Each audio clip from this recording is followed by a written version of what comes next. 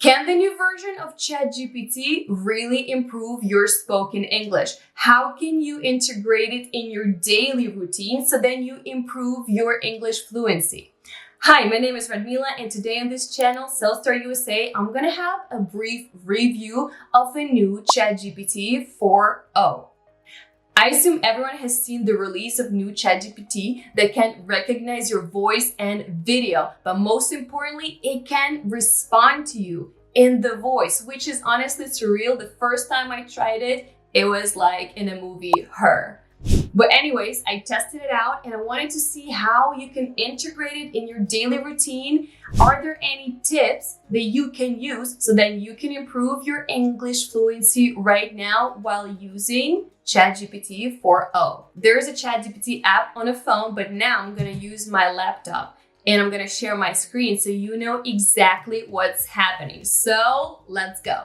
First, really cool thing that ChatGPT can help you improve is your conversational skills. Everybody has heard advice that for speaking, you need to have some sort of practice. But writing, you can practice at home and check it with Grammarly or with other apps. Reading, you can practice at home. And listening, you can also practice at home with TV shows and a bunch of other things with subtitles. Some of the advice about improving your speaking English also includes you speaking to yourself in your mind. Honestly, I did it myself. It kind of worked for me, but now you can practice with ChatGPT. You can kind of engage in different simulated conversations, different simulated situations. For example, if you're coming to a bar or you want to get a table at a restaurant or you're calling a hospital, you're trying to make an appointment with a doctor, you need to find out everything about your new insurance, or you need to have a small talk with your neighbor. Every type of conversation you can think of, you can simulate it in ChatGPT. This helps you practice responding to questions and kind of reacting to kind of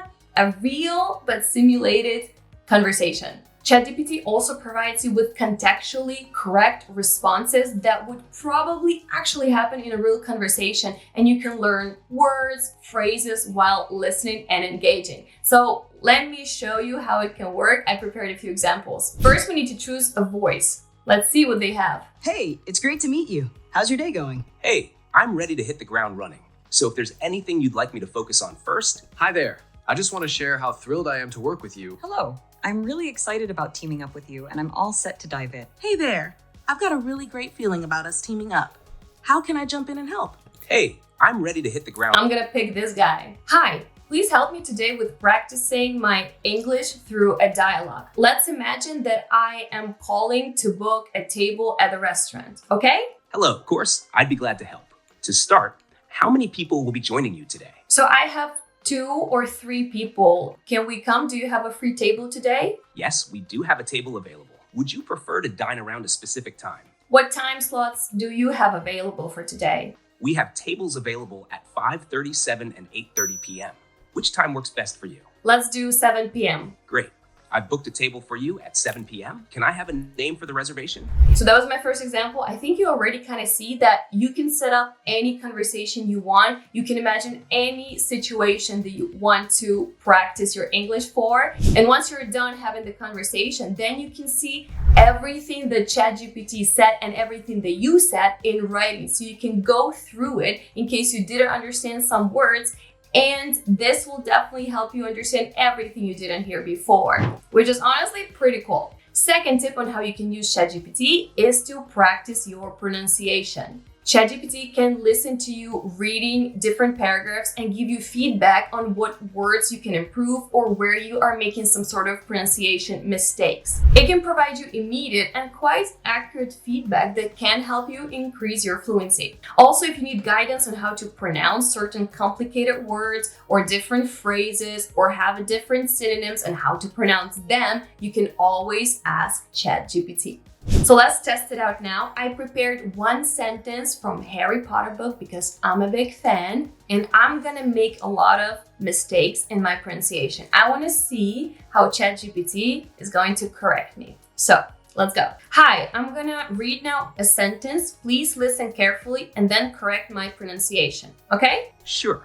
Go ahead and read the sentence when you're ready. He couldn't know that at this very moment, People meeting in secret all over the country were holding up their glasses and saying in hushed voices, to Harry Potter, the boy who lived. I made a lot of mistakes, but let's see. That sounded quite good. Just a small note. Make sure to stress Harry Potter a bit more, as it's a key part of the sentence. Also, for the boy who lived, try to keep the flow smooth and connected. So that was an example. You can read sentence as many times as you want, and it's gonna keep giving you feedback on how to improve your pronunciation. Yes, it's not perfect. It's not a teacher, but it can give you a good start on what sounds you are mispronouncing. Let's now try a different example. There is a word that, let's say, you don't know where the emphasis goes. What do? Hey, ChatGPT, can you help me pronounce the word consequence? Where is the emphasis? Sure, in the word consequence, the emphasis is on the first syllable, so you would pronounce it like consequence. Try saying it a few times to get the feel of it. Would you like to try it out loud now? Yes, consequence. Is it correct? Yes, that sounds correct. You emphasized the first syllable just right. Keep practicing it like that. Do you want to work on any other words or phrases? The third thing is that you can improve your listening comprehension. By listening to ChatGPT's answers and responses or stories, you're gonna practice your listening comprehension, you're gonna practice your active listening skills. And if you don't understand something in that paragraph or in that time, you can always click stop and go read everything that ChatGPT said.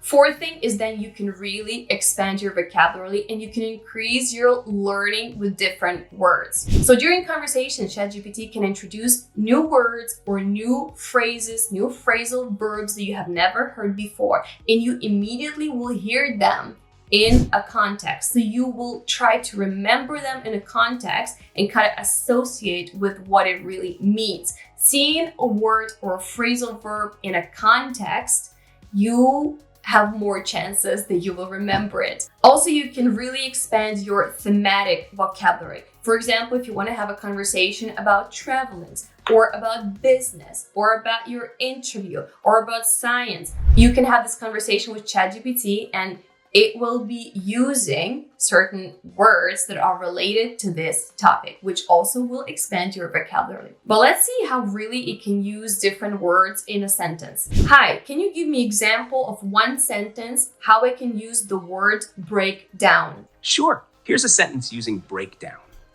When she tried to start her car, it wouldn't start because the engine broke down.